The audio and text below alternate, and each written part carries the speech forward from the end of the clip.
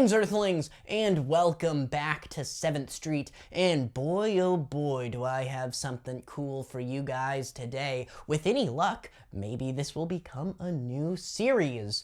But anyway, I was recently sent a copy of Intervision's upcoming release of Franky and His Pals, a 1991 shot-on-video schlockfest that, to my knowledge, never had a major release.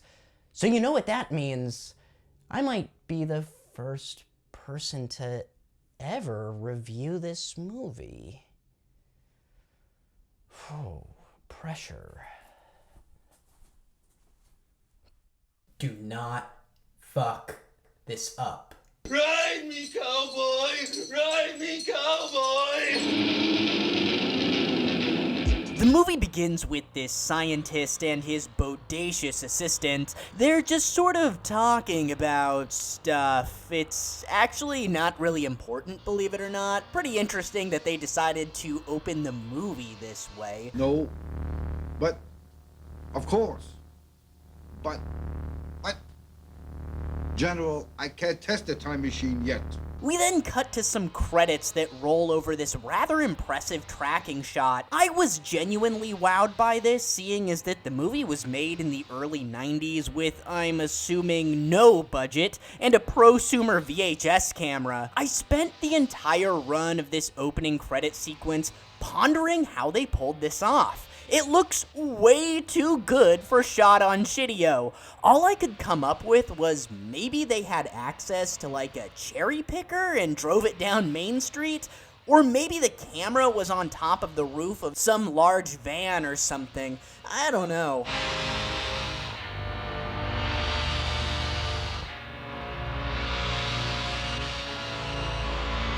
Anyway, after the credits run, we're introduced to 3 different casts of characters.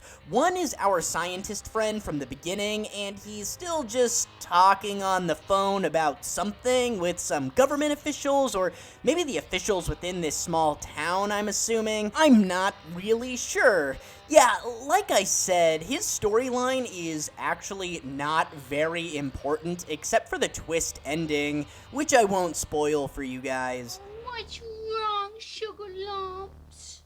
He thinks because this is gold country, you can just dig a hole and find a bag full of it. Well, can't you?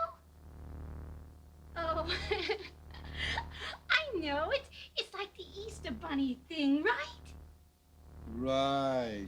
There's also this group of men who I assume are the city council for this little small town, and they're discussing their town's debt issues.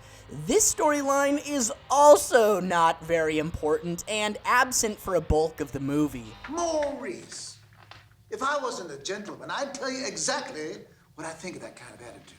And then, finally, we are introduced to Franky and his pals, the Mummy, the Wolfman Dracula, and the Hunchback of Notre Dame named Humper. Not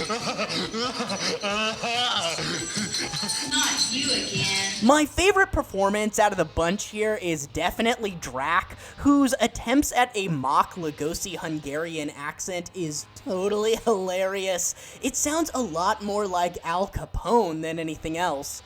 If I get the band drunk, there'll be no music. The people will leave.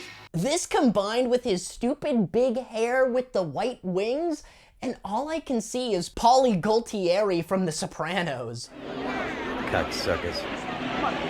So immediately after the introduction to these casts of characters, the storyline of the city council and the scientist are almost completely dropped throughout the middle of this movie. We stick with the monsters, thank God, for a majority of the runtime as they discover a map which marks the spot where a decades-old treasure was buried in this small town. After eating a dozen cans of beans, Franky releases an explosive fart that opens up a hole in their centuries-old tomb, and the pals venture off on a hunt for the buried treasure. We're free! We're free!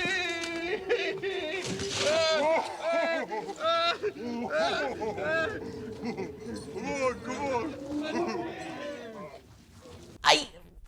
That's what happens in this movie.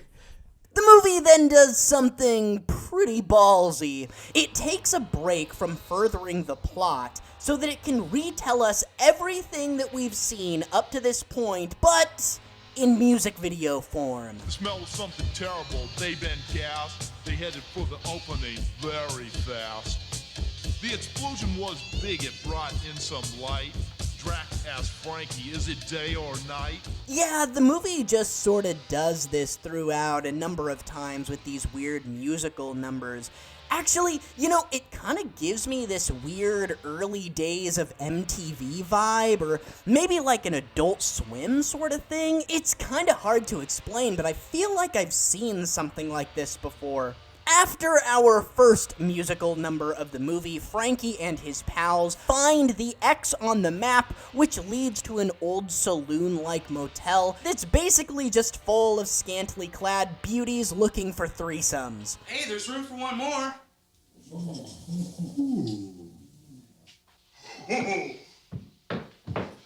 Come on, Franky.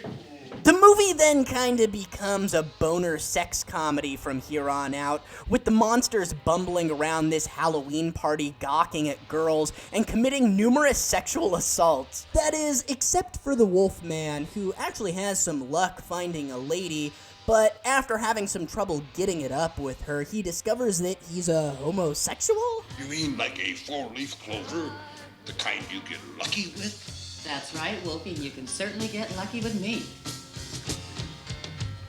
You gotta love the fact that the editor decided to go with kid pick sound effects for every time that Humpy gets slapped. Who do you think you are? I know, guys, this review feels all over the place, but that's exactly how the movie is. It's basically just a string of running gags involving the monsters, interspliced with bikini contests and musical numbers. Check out this guy's sweet dance moves. With about 10 minutes left in the runtime, the movie decides that it better wrap up this whole gold storyline, and after eating an entire pot of beans, Franky lets rip another explosive fart that uncovers a lost bag of gold which was buried underneath the bar top.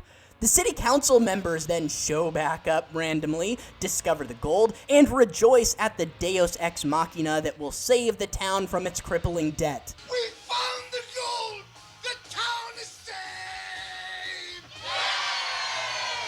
So, what happens to Franky and his pals, you might be wondering? Well, that's the twist, so I guess I'll just have to let you guys buy the movie for yourself.